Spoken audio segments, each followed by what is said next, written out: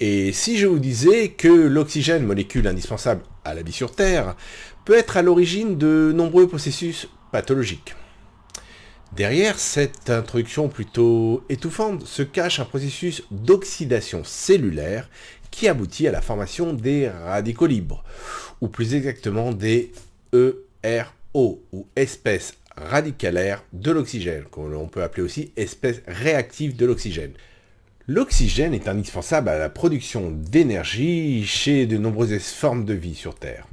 Les animaux, les plantes, mais aussi les bactéries.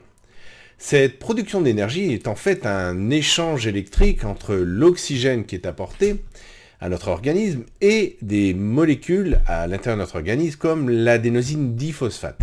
Donc cet échange électrique permet à l'adénosine diphosphate de récupérer un électron qui gravite autour de l'atome d'oxygène, d'en récupérer un, ainsi de former l'adénosine triphosphate. Donc on passe de l'adénosine diphosphate à l'adénosine triphosphate, comme c'est indiqué dans ce petit schéma.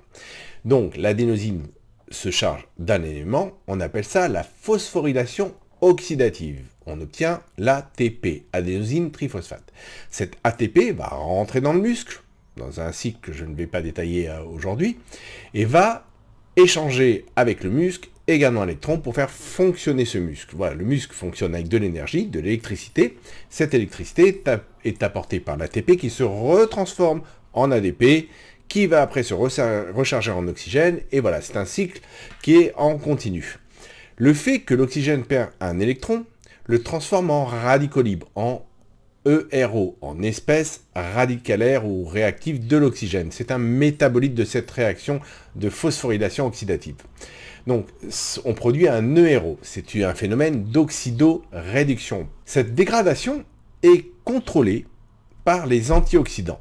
La superoxydase, par exemple réductase, qui permet de maintenir l'équilibre dans notre organisme et pour pas avoir un excès d'ERO.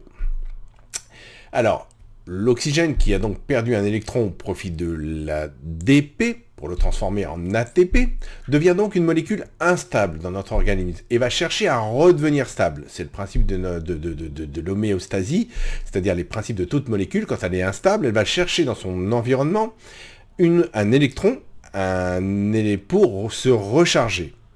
Et l'oxygène, qui est instable, qui est transformé en métabolite, il va chercher dans quoi? Il va chercher dans les molécules d'ADN, dans les protéines, dans les lipides, dans tous nos composants naturels qui constituent notre organisme. Il va aller chercher et puiser là-dedans.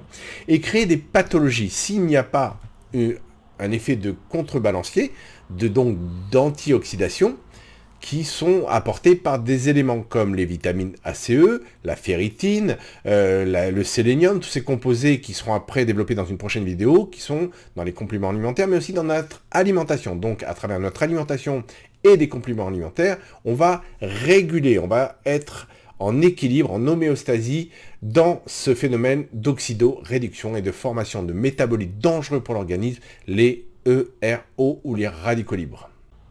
Les radicaux libres, les ERO, sont à l'état normal, ils sont à l'équilibre dans notre organisme. C'est-à-dire que la balance antioxydant-pro-oxydation, la balance redox, comme c'est marqué là on a un équilibre, on est en homéostase, on est en état quiescent, tout est normal, tout se passe bien, rien à signaler. Mais lorsque cet équilibre, cette homéostasie est rompue, c'est-à-dire que ça ne fonctionne plus comme il le faudrait, que l'élimination des ERO ne se fait pas bien, là, on a un excès dans l'organisme d'ERO, de radicaux libres. Et là, apparaissent des pathologies. Et dans ces pathologies, on peut retrouver le vieillissement cutané, l'athérosclérose, c'est-à-dire le vieillissement de nos artères. Et cette diminution des capacités antioxydantes apparaît souvent chez les personnes qui ont un surpoids, les personnes diabétiques, les fumeurs, qui vont produire plus d'ERO qu'en éliminer. La balance antioxydante est rompue, on peut aller jusqu'au cancer, on peut avoir des problèmes d'athérosclérose, on peut avoir des problèmes de rides qui apparaissent prématurément, vieillissement de la peau, de l'arthrose. Toutes ces pathologies apparaissent car notre capacité antioxydante est amoindrie. Donc, pour réguler ça, il faut apporter à notre organisme des antioxydants. Comme on l'a vu tout à l'heure, principalement les vitamines, les ACE, la ferritine, également le glutathion, le sélénium, tous ces composés, je vais vous les détailler dans la prochaine vidéo avec des compléments alimentaires antioxydants, mais aussi grâce à une alimentation choisie et équilibrée qui permet d'apporter à notre organisme des éléments antioxydants. Et si je vous parlais maintenant du paradoxe des radicaux libres, on sait, on vient de le démontrer, que la présence des ERO, des espèces radicalaires de l'oxygène, sont potentiellement pathologiques pour notre organisme, peuvent créer des maladies graves, voire très graves, si le déséquilibre existe, si notre réponse contre ces radicaux libres n'est pas efficiente. Et on a réussi à démontrer que la présence de ces ERO peut agir aussi dans notre intérêt et dans un système bien connu que l'on utilise tous les jours, notre système immunitaire qui nous protège contre les bactéries, contre les virus. Donc ces ERO sont des véritables régulateurs de notre immunité. Ce sont des signaux pour notre organisme pour dire, voilà, il y a un dérèglement, donc il faut mettre en place des systèmes de régulation. Et notre système va réagir, va provoquer un surcroît d'immunité, un surcroît de protection, d'une part au niveau de nos cellules habituelles dans l'immunité, mais également avec ces ERO qui vont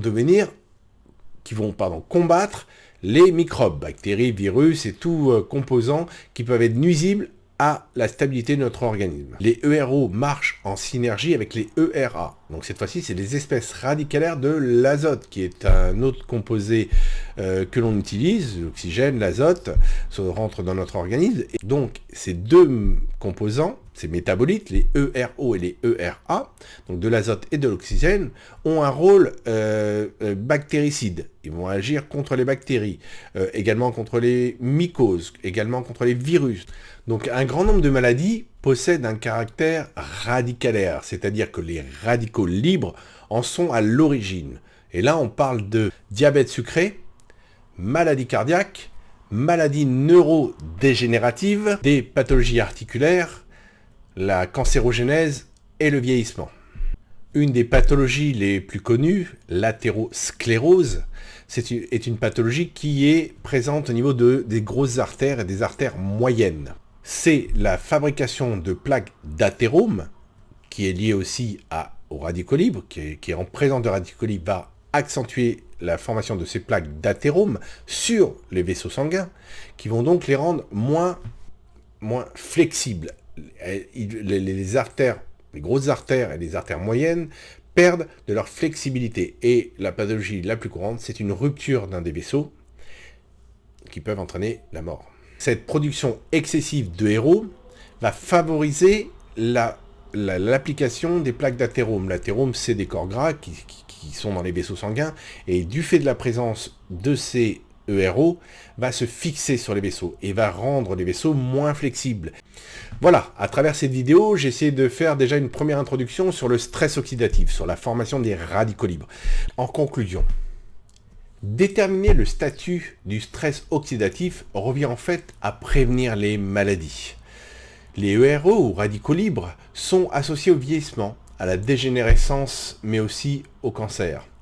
Donc pour se protéger et créer une défense antioxydante, on va utiliser les vitamines, les oligo-éléments, les enzymes, tous ces composants que l'on va exposer dans la prochaine vidéo.